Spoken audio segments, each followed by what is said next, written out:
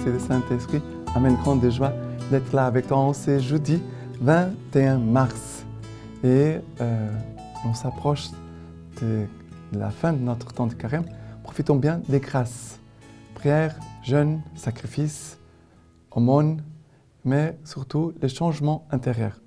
Parce que s'il n'y a pas de changements intérieurs, ça veut dire que tout ce qu'on a fait, ça n'a pas produit les fruits que Dieu attend. Et la première lecture d'aujourd'hui, c'est Genèse chapitre 17, à partir du verset 3. Abraham tomba la face contre terre. Dieu lui parla ainsi. « Moi, voici mon alliance avec toi. Tu deviendras père d'une multitude de nations. Et l'on ne t'appellera plus Abraham, mais ton nom sera Abraham, car j'ai fait de toi père d'une multitude de nations. Je te rendrai extrêmement fécond. De toi, je ferai des nations, et des rois sortiront de toi. J'établirai mon alliance entre moi et toi, et ta race après toi, de génération en génération. Une alliance perpétuelle pour être ton Dieu et celui de ta race après toi. À toi et à ta race après toi, je donnerai les pays où tu séjournes, tous les pays de Canaan, en possession à perpétuité, et je serai votre Dieu. Dieu dit à Abraham, et toi, tu observeras mon alliance, toi et ta race, après toi, de génération en génération. Ici, cette parole que Dieu donne à Abraham, le changement d'Abraham pour Abraham, parce qu'Abraham, ça veut dire père d'une multitude, ça veut dire la fécondité dont Dieu promet ici. Je te fais père d'une multitude de nations, je te rendrai extrêmement fécond. De toi, je ferai des nations, des rois sortiront de toi. J'établirai mon alliance entre moi et toi et ta race après toi. Voilà. Et ça, c'est les biens que Dieu veut faire dans notre âme. Cette fécondité, cette alliance. Quand je lisais ces passages, bien sûr, ça parle d'Abraham et de l'histoire du peuple d'Israël, mais elle concerne ton âme. Ton âme, c'est lieu où Dieu veut vraiment changer pour dire, voilà que maintenant, ce lieu m'appartient à moi. Le changement de nom, ça veut dire que maintenant, j'appartiens au Seigneur. C'est comme nous les consacrés. On change, on quitte notre nom de baptême, on reçoit un nom nouveau pour dire que nous appartenons au Seigneur. C'est cela que Dieu est ici en train de conclure cette alliance pour dire maintenant tu es à moi et je suis à toi. C'est cela l'amour. Ça, c'est l'expression forte de l'amour. Tu es à moi, Abraham, et moi je suis à toi. Et après toi, pour toutes les générations. Voilà que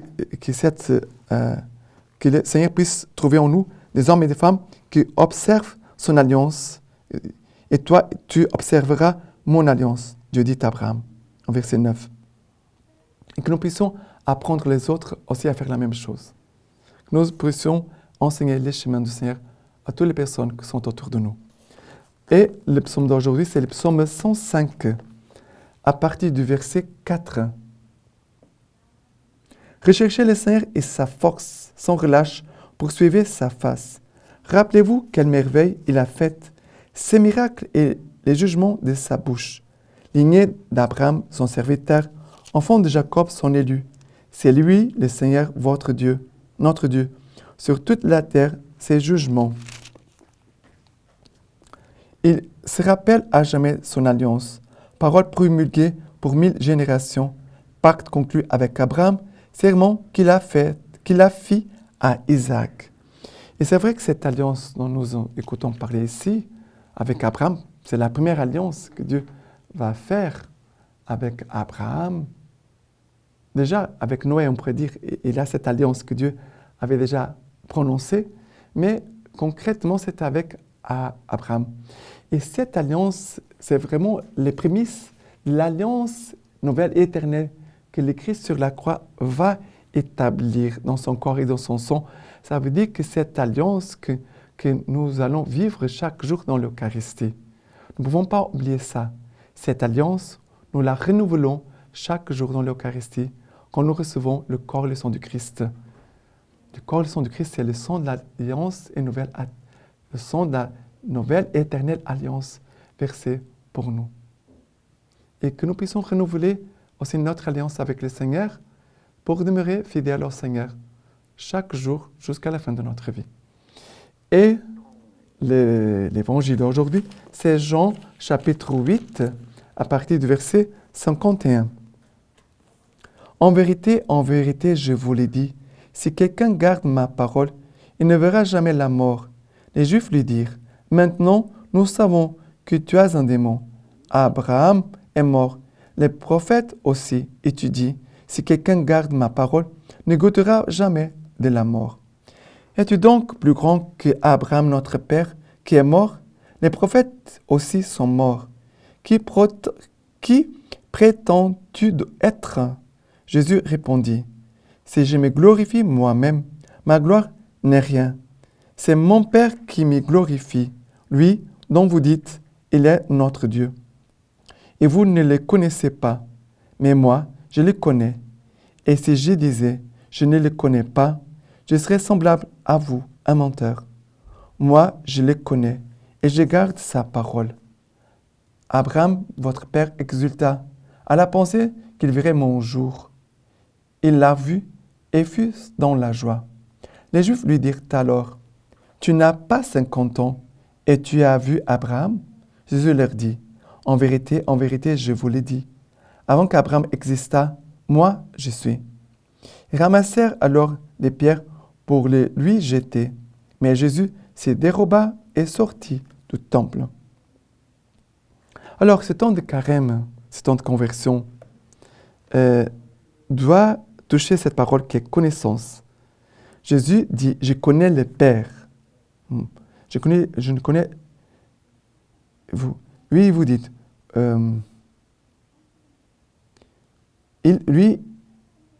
lui dont vous dites, il est notre Dieu. Et vous ne le connaissez pas, mais moi, je le connais. Jésus parle qu'il connaît le Père, mais eux ne connaissaient pas le Père, Dieu notre Père.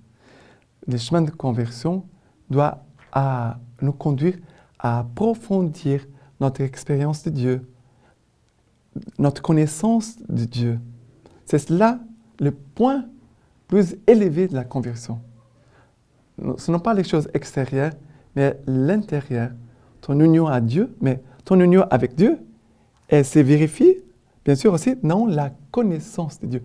Quel est le visage de Dieu que tu as approfondi pendant ce temps de carême? Quel est le nouveau visage de Dieu que tu as connu pendant ce temps de carême? D'accord?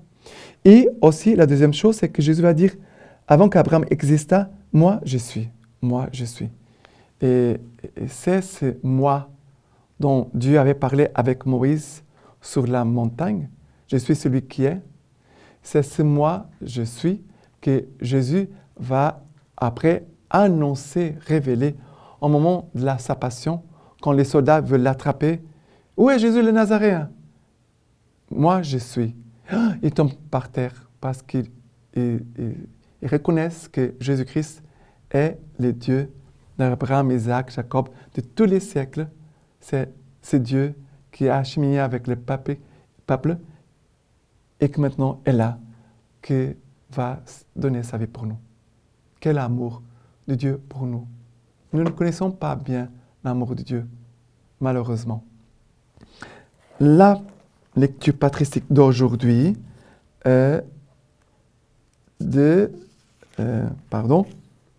c'est du Concile Vatican II. Nous dit ceci. C'est pourquoi ce peuple messianique, bien qu'il ne comprenne pas effectivement tous les hommes et qu'il apparaisse souvent comme un petit troupeau, est cependant pour tous les gens romains le germe le plus fort de l'unité, de l'espérance et du salut, établi par les Christ pour réaliser une communion de vie, d'amour et de vérité. Il lui sert d'instrument pour la rédemption de tous les hommes et il est envoyé au monde entier comme lumière du monde et celle de la terre. Maintenant, je vous laisse la bénédiction par les mains toutes pures de la Vierge Marie. Dieu Tout-Puissant vous bénisse et vous garde, le Père, le Fils et le Saint-Esprit. Amen.